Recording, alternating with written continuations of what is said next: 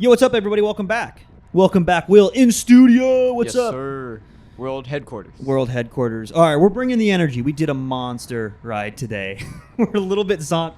This video might get a little loopy, but we're going to do our best. The best ones are the loopy ones. I think so also. And this isn't even our footage. This is footage submitted by Pablo de la Hoya, CBR number 1. Dude, my neck of the woods. This is a SoCal crit. 4-corner crit and all. And this is CBR number 1, which means, oh my God, January. These races start so early in the year. January 19th, Cat4 field. And look, we're going to try not to be mean. This isn't about being mean. This is constructive criticism. But there is a lot to learn in this race. We're going to watch some beginner stuff, and beginners are doing beginner stuff. We've all been there. Yeah, let's stop doing beginner stuff, and then you're no longer a beginner. Yeah, you're faster. Faster. And you're safer. Yeah. Let's talk about it. And we're off. Cat4s, there are like 75, 80 riders in this field, maybe even more. Huge field. And right off the bat, we got some terrifying lines. Yeah. Which happens, you know, sometimes it's hard to clip in. Sometimes you're just real jacked and your heart rate is 177 beats per minute in the first 10 seconds of a race. What? Hummingbird. Yeah, dude is pumped. So the first thing I noticed is this is like a very characteristic Cat4 field. It could be 4-5 field, like beginner field, because you'll notice that the field is like spread out. Like look at this rider on the left in no man's land. You don't want to do this. Yeah. Eating wind, burning energy, coming back into the field, but not for enough time to actually matter. Yeah, you want to maximize the time you're spending in the draft. A, that's like the biggest way to save energy. And then B, these are all right-handers. It's a 4-corner criterion. You want to, the best extent possible, you want to stay on the inside. You are shortening the length that you have to go around this field. This guy still out in the wind. Yeah. He is. He is. Yeah, like he hasn't seen the draft yet. Ooh, he's double dipping this corner, and he is lengthening this course. So if let's say this course is 1.5 kilometers, something like that, he is like adding a little bit. Doesn't seem like much, but he is doing 1.6 kilometers. He's adding 100 meters every lap, and that adds up over the course of 30 laps. Like you just have to do more speed. So these are the he's still out in the wind. Like it's just there is no way that this is sustainable because these guys are probably averaging in this field, I want to say maybe 24, 25 miles an hour. Yeah. That'd be for me to go out and do 24, 25 for an hour is really hard effort. And I've been training for 15 years. Right now he's doing 30 without much draft. So that's a lot of energy. Tons. An unsustainable amount of energy. And what you're trying to do is save those pennies. Save every little bullet you have for the consequential moments in the race, which, as are outlined in the notes that Pablo sent us, come later in this race. Let's fast forward a little bit. We have fast forwarded, I don't know, maybe a third of the way through this race, something like that. And Pablo has shifted all the way back, probably because his heart rate's still pegged. I think he's looking for some energy savings, and he's like, oh, I can tail gun. Yeah. The scary part about tail gunning is this rider who raises his hand. This is the dangerous part of tail gunning is you have riders who are just getting dropped. Yeah. And when riders are getting dropped like this and it's a critical moment in the race, stop tail gunning. Yeah. Yeah. When you start seeing those white flags where people are just like, I surrender to this race, I'm done. I mean, the good news is now he's got one more position. Like he just beat one more guy. You know, as long as he just holds on for a little longer.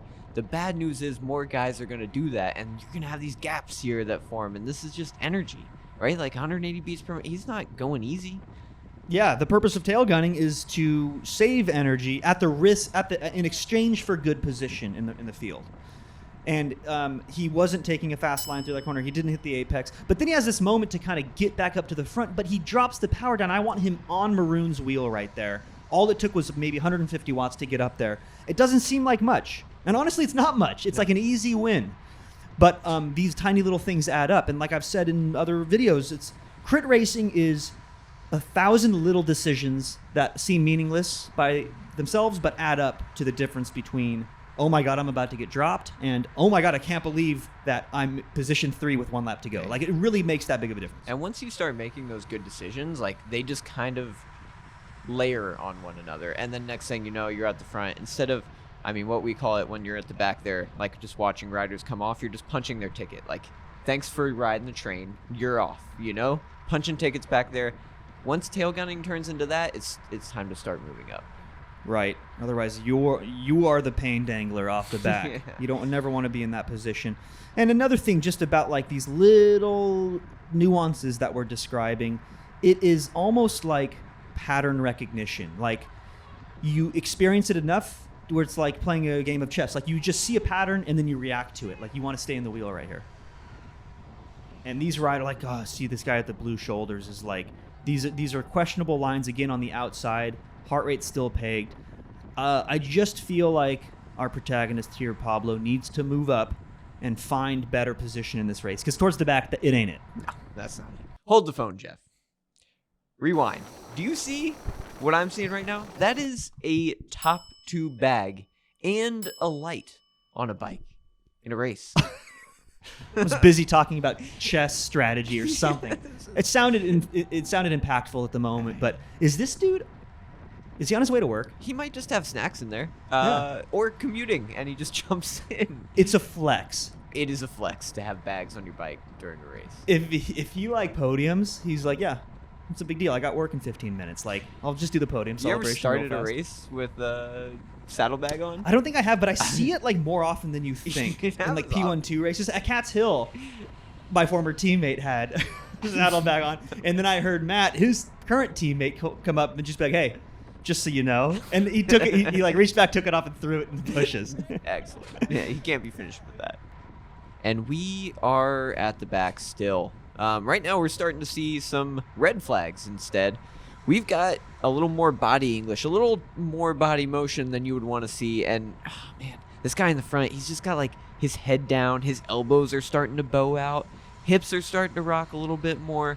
And this is a bad sign if you're at the back. Like, this is a sign that these riders are going to start popping, like, very soon. There's not a lot left in this race, and these guys have spent a lot of energy, I would bet. There are certainly things, you named a few of them, standing up like this. He's looking down again. He's looking under his shoulder for, like, am I the last rider? There are certain indications that a rider is struggling. And for obvious reasons, you don't want to be behind a rider who is struggling. You want to be behind that rider who's looking strong, stone cold determined to get to the front of the race. That's what you're looking for inside of 4 kilometers to go. But I'm still worried because Pablo here, his heart rate's come down a little bit. Now it's in the high 170s. Yeah. It was in the low 180s before. And who knows, maybe he's one of these guys who can crank out to 210 beats per minute. But he's got to start moving up because we're approaching, I think this is 2 laps to go. Yeah. Now, if you want to position yourself for a race win, a podium, you can't be at the back with 2 laps to go. Even under perfect circumstances, it's going to be very difficult to get to the front efficiently from this point in the race. And that's because it generally tends to speed up the closer you get to the finish. Riders will start to try to launch late race attacks. You'll have, even in 3-4 fields, you'll have some teamwork going on where you have riders leading each other out. It generally gets faster and faster as you approach the end of this race, which means you want to lock in your position before the race starts to pick up in speed. And 3 kilometers to go, he's like still kind of at the back. I see gaps opening up, and if we had another perspective behind Pablo, and there's that rider that we were just talking about. Yep.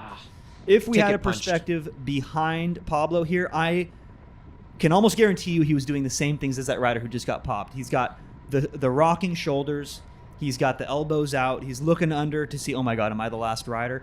And you can just kind of tell the power is another indication here. It's spiking, it's going up and down, and this is the pain dangle we're talking about. Just far enough off to where you're not getting enough benefit, but you're just like so close. He's so close to getting back in, and oh my God. This hurts. This hurts really bad. Yeah, we've all been there, man. It's fine. We've all been there. That rider on the left, I swear, I think he's been in his 53.11 for the last 2 laps. Yeah. Maybe probably, broke a cable, huh? I was just about to say, Di2 out of batteries, but broken cable, dude. We've all been there, right? We've been there before. Lots of days, just like riding home in my biggest gear, you know. The old Tegra cable head that snaps off in the shifter. Dude, why did it bend like that? And then, it just like broke off. I can feel the frayed wire in my fingertips. Yes. Right? No more wires. Okay. So anyway, this is it for Pablo. And look, again, like we said from the beginning, this isn't a you suck at racing. This is a encouragement to do these few things get faster at racing. And instead of like, oh, I can't wait for this race to be over. How many more laps? 3. I'm so tired. You're going to be like, how are there only 3 laps to go and the race hasn't picked up? That's the best feeling in the world. That is a good feeling. So you change a couple of these small things, and I promise you, you are going to find yourself in that position, the best feeling in the world, where you are dictating the terms of this race. So Pablo, I hope you take this information, and I want you to submit your next race and the one after that, and I want to see the progression. And I want to see, because I want to, basically, it's self-satisfying. I want to relive these moments in my racing career where you're improving really fast. And with that said, if you guys have race footage that you want to share, we're going to leave a link to a Google form down in the description. It takes just a couple minutes of your time, and we'll go through it. We'll be super nice. We'll credit you if you want. We won't credit you if you don't. We can remain anonymous. So thanks again, Pablo, for submitting this footage. Thank you, Will, for coming into studios here in person. And we'll catch you guys in the next one. Peace.